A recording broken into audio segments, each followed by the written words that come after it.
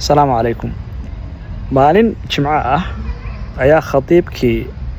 markuu khudbadii dhameeyay ayaa oday waayeel ah oo runtii muddo dheerna jamaacada masaajidka ku yaal isli aanu ka wada tirsaneyn oo halka muddo dheer aan ku arkayba runtii markii salaadii laga baxay buu yiri hooy ha tagina ii kaadiya marka odayga waxa laga daaray khudbadii uu khatiibka akhrinayay oo ku saabsan nimcooyinka Ilaahay bulshada ku galadeystay aynan dhaadadeen nimcooyinka Ilaahayna si inaan ogsoonay odayga malaha wuxuu galay xusuus oo khudbadii waxay soo xasuusisay dhalinyarinimadiisii waxyaalihii uu runtii uu gabay waxyaalaha ahayd inay macnaha u qabto yani way taabatay runtii odayga intuu istaagay wuxuu yiri idageysta wiil marka yani amar buu bixinaa moogta idageysta dhalinyaro wuxuu yiri waxaan ahaa darawal gaari nin gacanta ka xiran oo runtii aad baawarku u wada yaqaan oo baawartan waaweyn ee looriyada laga raro ee Kenya xadka ka gudba dhinacaas Soomaaliya iyo Itoobiya aad buu wadi jiray sidoo sheegay marka wuxuu yiri in dhalinyaro aan ahaa fartan ka xidhnaa buu yiri baawartaasan aad u eri jiray shaqan qaban jiray markaan soo weynaado waan guursaday markaan guursadayna caruur baan dhalay كان عرورت دلاني iyagaan macnaha tabacoodii koriinkoodii howlahoodii baan ku mashquulay markaan soo weynaaday wuri oo aan soo gaboobay oo aan soo ururo xoogii iyo awoodii iga dhamaaday iga soo yaraatay baan wuxuu yiri aan shaqadii iska joojiyay shaqadii laakiin shaqo kale ii dhiibtay la caruur baa joogto oo nolol baa la iska rabaa wuxuu yiri laakiin hadda aan joogo nimcadan markaa haystay ma ogeyn laakiin wuxuu i xasuusiyay buu khatiibka nimcada aan markaa haystay ee aanan ka faa'iideysanin aan hadda aanan haysanin xunin indhihiisa ay aad u fiicnaayeen baan ha laakiin hadda sida aragtaan oo keenan sita indhahayguna aragtidooda ma wanaagsan wuxuu quraanka iskumaanan fiicnayn yani meel cajiib uu ka taabtay dadka maadaama masaajid lagu jiro maalin jimaaneed wuxuu quraanka ma akhrin jirin oo waqti maanan gelin jirin nin xifdiyay oo quraanka xifdiyayna maan ahayn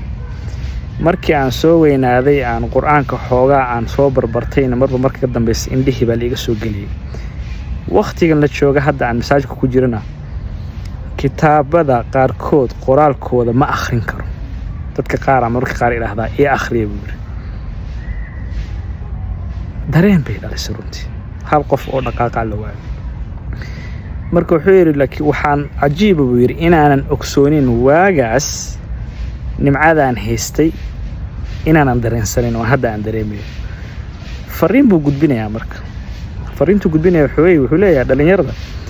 wuxuu yiri inta hadda dhalinyarada tahay oo aad wax arkayso quraanka xifdi inta iminka aad wax arkayso quraanka xifdi si hadii indhaha berita lagaaga galo aad quraanka dusha aad u akhriso sheekada waxay u xidhaysaa sheeko kale oo runtii nin waxa jira indhoola ah oo masaajidada isli dadka runtii ku tukada ay marar badan arkaan oo quraanka xifdisan yahay ahadiistu xifdisan yahay afar luqadood ilaa ku hadla oo markuu masaajidka istaago quraanku bilaabayo xadiis ku bilaabayo oo mar Soomaali ku hadlayo mar English ku hadlayo mar Carabi ku hadlayo runtii ajaa'ibteeda leh marka dad baan waxaan weydiiyay odaygan yar ka kaxeeya jiro masaajidka keeno ku dhahay indhaha macnaha goorma ka beelay markuu isagoo yar buu indhaha laga galo yiri xoogaa 20 amal jiro laakiin si Ilaahay wuxuu qadaray macnaha intuu yaraabo quraanka xifdiyo xadiista iyo iyo quraanka buu xifdiyay markaysa marka ninkaas sidoo indhaha u laayahay qulubtu uma laa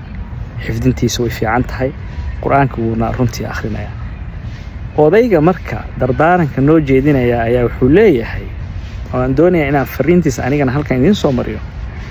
nimcooyinka Ilaahay nagu galaday aynu haysano ee koow ka tahay indhaha aynu haysanay wax ku arkayno in maanta aad uga faa'iideysatid berito sababtu waxa weeye ma ogaan karaysid waxa kugu soo socdo iyo waxa dhici doona. Assalaamu calaykum.